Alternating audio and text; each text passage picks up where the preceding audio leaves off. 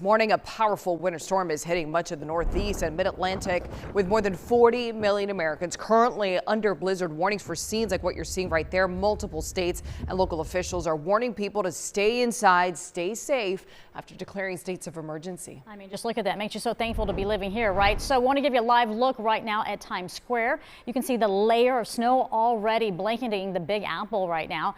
We have live team coverage this morning. Our Morgan Reiner, she's at Miami International Airport with how this storm is impacting flights right here. That's right, but we begin with CBS News Miami's Wendy Gillette. She's joining us live this morning in New York City. And Wendy, we know that there's a snow day for students out there today, and we can see why those flakes are actively falling.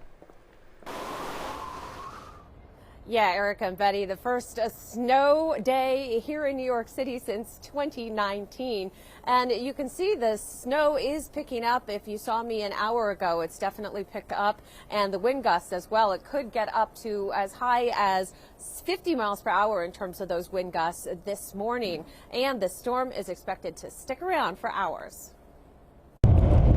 Heavy snow and fierce winds are battering the Northeast. Multiple states, including New York, Pennsylvania, and Massachusetts, have declared states of emergency, with predictions of up to 1 to 2 feet of snow and possible coastal flooding. This is a very serious storm that has the potential to be a historic nor'easter. Ahead of the storm in Boston, supplies were in short supply. Sleds, shovels, everything is sold out everywhere. A ban on non-essential travel is in place here in New York as the city faces its first blizzard warning in nearly a decade. You need to be prepared for the worst. Air travel is at a near standstill at many airports in the Northeast. FlightAware shows nearly 3,500 flights were canceled Sunday and more than 7,000 delayed. They canceled my flight and we're currently on a standby list, but I'm 20 in line. The snow and ice also creating treacherous conditions on the roads. I've been sliding through pretty much every light, unfortunately.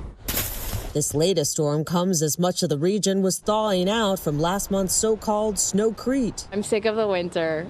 I want it to be all done. Relief could come soon, with warmer temperatures forecast by the end of the week.